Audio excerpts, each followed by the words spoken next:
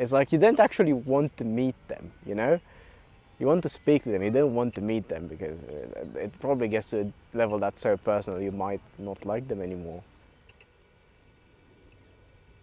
My caption was, I crossed the street to pat dogs.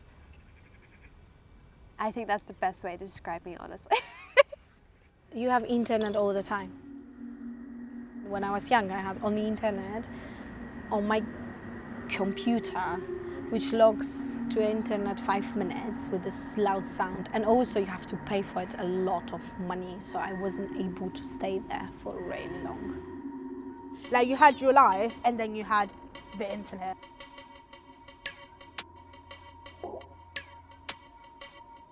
I don't know, I think I just do a lot of TikTok references, but yeah, not like the dances, but just more the chaotic, like weird sounds that don't make sense, but they're there. Go piss, girl. Son, go piss. Since this was like a big thing on TikTok where people like kind of talk with a gun hand, I don't know why, but this is a thing I do now. I was coming across more like the person in my head rather than the person that I always am. Like, it wasn't so much of like two different Lillians, but online Lillian was definitely more outspoken, outgoing than Lillian in real life was at the time. The internet is nice because you can share exactly what you want and how you want, and you can also lie a bit, nobody will know.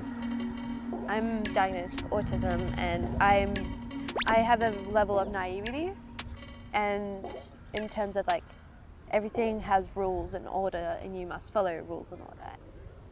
The only time I've lied about my age is when my brother made my Apple Music account and he set it up and he was like, yeah, I said you're 13. I was like, I'm 9. Why did you do that?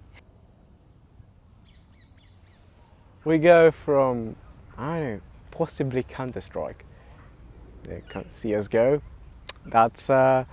That's where you learn the funny words in Russian, and yeah, started from there because you start playing together. Then it lasts for a few years, and then everybody just goes on their way. You know, you stop playing, they stop playing. First things first, you learn possibly the name, possibly not. Sometimes it's just the gamer tag, which is fair by all accounts. You learn where they're from, sometimes even the city.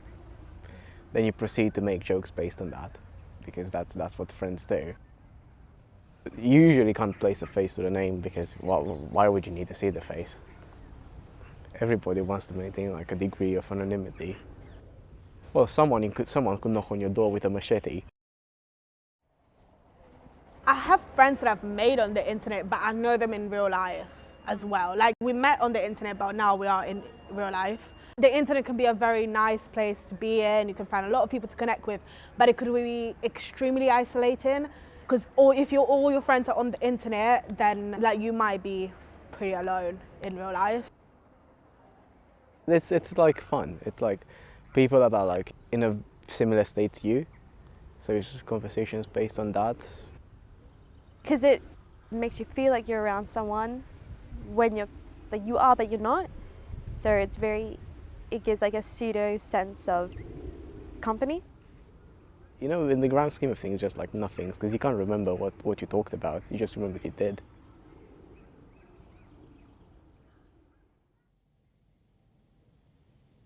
We kind of click quite nicely, we like each other, and we married. I put myself a lot in danger. It's like when I look at this, like what the. I knew my friend was in the same country, so I let her know where I'm going, and then embassy knew. My parents didn't because I know they'll freak out.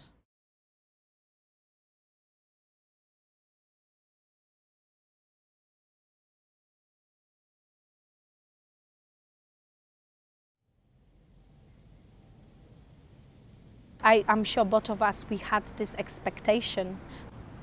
The time when we really met and had issues, and it's really crashed with reality. I never heard his voice or anything like that. So when I read his messages, I was reading it with my tone, not his.